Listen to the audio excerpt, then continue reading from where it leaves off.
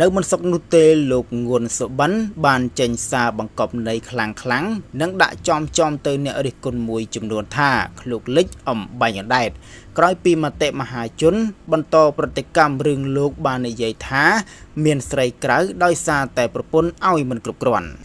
បើគិតមកទល់ពេលនេះមហាជននៅលើបណ្ដាញសង្គមនៅតែបន្តចែករំលែកជុំវិញប្រធានបទដ៏ក្តៅគគុកថ្មីមួយ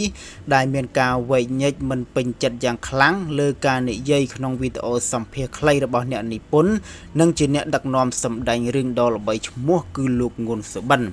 នៅក្នុងវីដេអូនោះផ្ទុះការរិះគន់មិនពេញចិត្តយ៉ាងខ្លាំងដោយសារតែលោកងួនសុបិនបានលើកឡើងជុំវិញរឿងភរិយាផ្ដោតភាពមិនគ្រប់គ្រាន់ដល់ស្វាមីទើបស្វាមីចេញទៅរកក្រៅពេលលោករៀបរាប់ក្នុងវីដេអូថា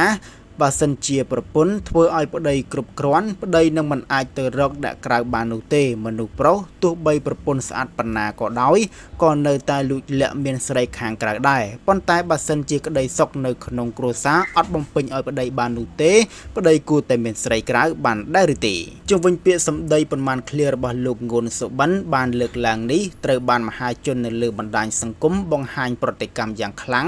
ព្រោះការនិយាយរបស់លោកហាក់បីដូចជាដាក់បន្ទុកទៅលើមនុស្សស្រីតែម្ខាងហើយដែលជាការចោទសួរពីមហាជនមួយចំនួនបាននិយាយថាហេតុអ្វីចាំបាច់តែភរិយាដែលត្រូវបំពេញភាពគ្រប់គ្រាន់សម្រាប់ស្វាមីហើយការរកក្រៅជាកំហុសរបស់មនុស្សប្រុសបែរជាបង្វិលទៅដាក់ភរិយាទៅវិញ